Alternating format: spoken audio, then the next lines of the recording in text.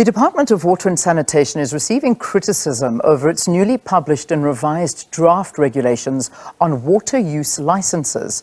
Agricultural organizations are challenging the requirement of 75% black ownership for businesses seeking a water use license. They're saying this move threatens farmers' livelihood and the country's food security.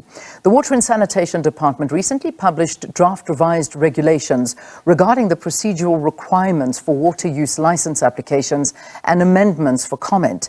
According to the draft regulations, certain enterprises applying for water use licenses to take or store water will in future have to allocate shares of up to 75% to black South Africans in order for such water use licenses to be granted. Well, to discuss this matter, we are joined virtually by Janse Rabie, a legal and policy executive at Agri SA. Good to have you. Thanks very much for joining us for this conversation. Good morning, Leah. Nice to be here. So why is Agri SA of the view that the proposed regulations will have a devastating effect on South Africa's commercial agricultural sector if adopted in its current form? Yeah, indeed. The ultimate effect of these draft regulations will be that farmers, most of them in the commercial sector, who are large water users, will lose the ability to lawfully use water. Water is obviously the lifeblood of the agricultural sector and food security in general. And a radical transformation as far as the black economic empowerment requirements with respect to primary producers is going to put a number of farmers and again, the major contributors to food security in the country, is effectively going to put them out of business. So just explain it to us as sort of in layman's terms. I mean, if this goes into effect and you are owning a farm, you're a farmer and this is what you do for a living, and this now legislation comes into effect, what happens? How is your business changed with regard to this new legislation? Good. So if you're going to be applying for a water use license for irrigation farming, because these are the large users of water that are targeted by these regulations, to the tune of 250,000 cubic meters, 500,000 cubic meters, or a million cubic meters, if you're going to be wanting to build a dam or you're going to start a farm, you're going to have to apply for a water use license, and you're going to have to allocate shares in your business of either 25, 50, or 75% to black shareholders to be able to obtain that water use license. The Department of Water and Sanitation is simply not going to grant you that water use license if you don't meet those black economic empowerment targets. Furthermore, and even more concerning, is that the commercial agriculture and farmers in general in South Africa rely heavily on what is called existing lawful water uses. And these regulations also stipulate that the department will be asking, and we know that they are moving in that direction, will in the future be asking all water users to, on a compulsory basis, license, which means that these regulations will be applicable to them altogether. So all existing farmers will also in the future have to comply with the requirement to either have a 25, 50% or 75% black shareholding in their businesses. And at this stage, it's simply not a reality. Transformation is a slow process. It's been ongoing for 30 years. It's very complex. The government knows it's complex. They haven't been able to get it right in the last 30 years. And to, in a very draconian way and in a very harsh manner, through water, try and achieve that social demographic change in that commercial agricultural sector is really going to be enormously disruptive. And as I said, is going to put a number of farmers out of business and will obviously detrimentally impact our food security. In your view, how do you feel that the department should actually deal with the matter of implementing the changes instead of going about it with regard to the racial quota route? How do you think that this should be managed? Indeed. And this is, as I said, this has been an ongoing process for decades in South Africa. There are numerous plans on the table. Essentially, it means that you need to cooperate with the sector. You have to fund. Farming is an expense, and particularly commercial farming is an expensive enterprise, not only as far as water is concerned, infrastructure, input costs such as fertilizers, labor, access to markets. These are very expensive things. And on a partnership basis, this is the proposed way that Agri SA has been going about it.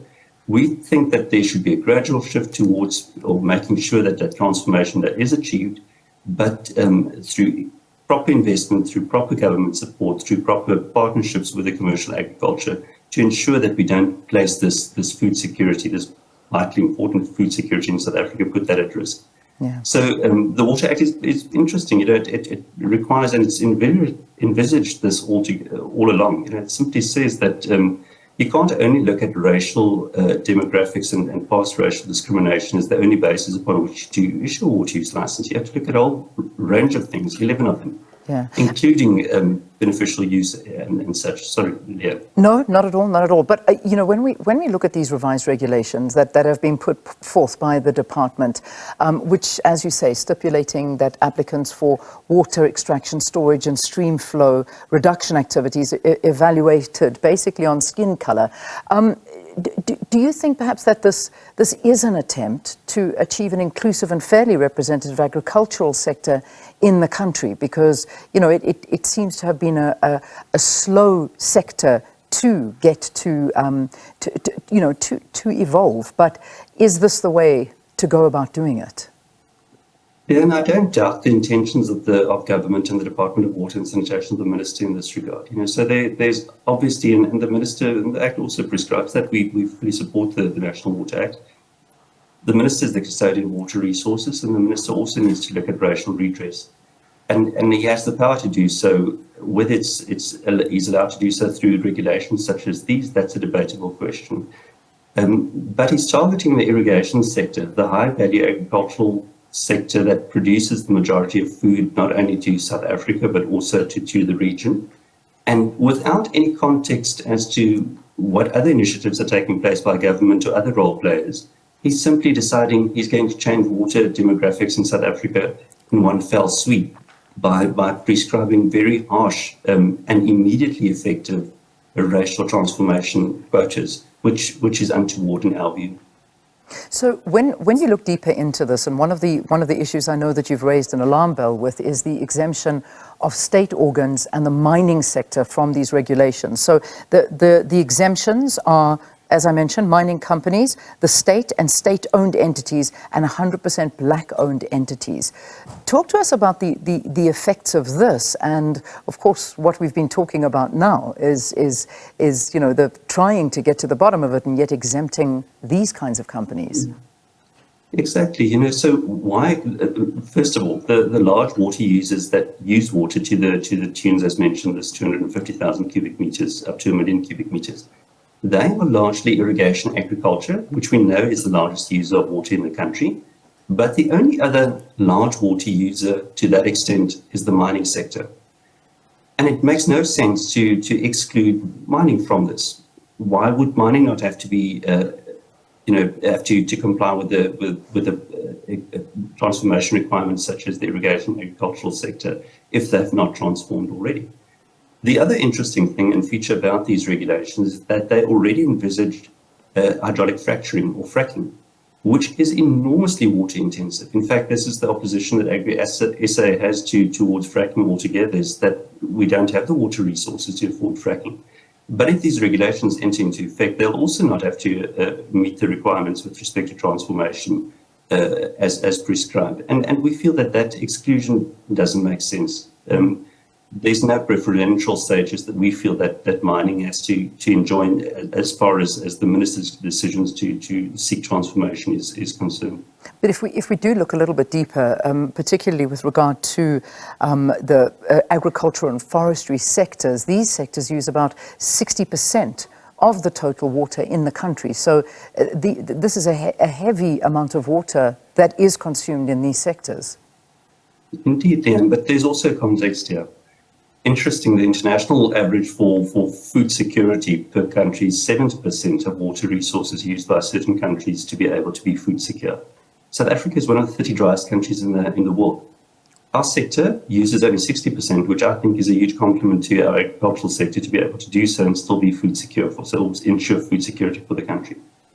The other issue here is also that there's this perception that agriculture competes with other water users. And the Water Act also foresaw this, and agriculture doesn't compete directly with anyone else. It's very prescriptive as to what the pecking order is or the ranking is of water uses. So human needs and urban and industrial uses are placed above the irrigation agricultural sector. So if there are droughts, the first sector to be curtailed is the agricultural sector. So there's a context here that needs to be taken into account altogether. One of the issues as well, and I know South Africans in general are very fearful of the infrastructure and the water. I mean, we look at what's happening we just take one place with regard to cholera and the outbreak in Hammanskraal and the care of the water that we're seeing in the country and the state of the water in the country. These are major issues, and these are issues that need to be dealt with. And, focusing on something like this, many would say, you're kind of taking your eye off the ball of the quality of the water, the infrastructure that's falling apart, and now it's turning into a race quota issue. That's also another argument here. Indeed. This issue of cholera is something that we've been concerned about for a very long time.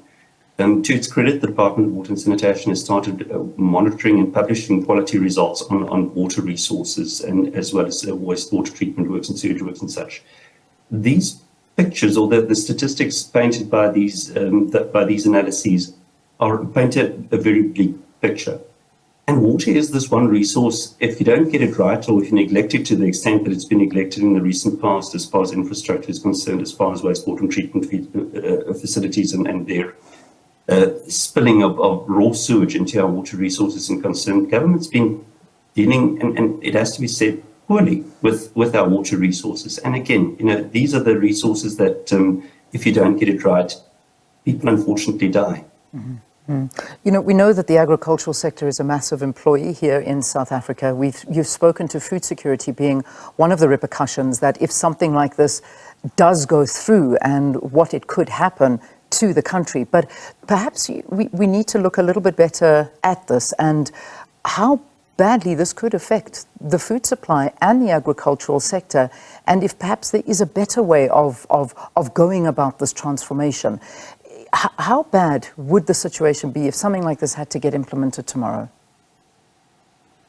It would be fatal. I can assure you, and I've been inundated with calls about this, about wanting companies, farmers, new entrants wanting to purchase farms or to enter the agricultural sector, and they're simply not going to do so with a sword hanging over their heads.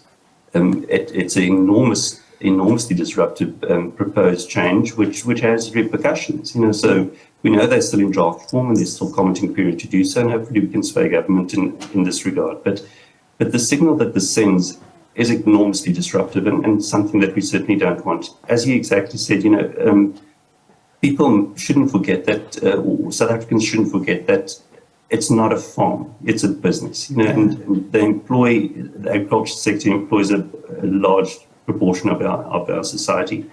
And they employ, to a large extent, people that won't be employed elsewhere. It really is an enormous social enabler altogether, and a backbone for a country and for an economy altogether. And we don't need these disruptions now. Indeed. Janse, before I let you go, stakeholders and concerned parties, the urge to participate in the commentary period ends on the 18th of July, so that's next month. How will you make sure that your concerns are addressed, and I suppose where can people go and comment on this? The draft regulations themselves say what the commenting requirements are and where to submit comments to. So visit them, have a look, be informed about it, and obviously get those comments in. We hope to have a broad society support for our position that this is not the way to go. All right, we leave it there. Thanks for talking to us. We'll follow up with you and we'll keep watching this one. But that was Legal and Policy Executive at Agri SA, Janse Rabie, speaking about Water and Sanitation Department's newly published and revised draft regulations on water use licenses, basically saying that agricultural organizations are challenging the requirement of 75% black ownership for businesses seeking a water use license.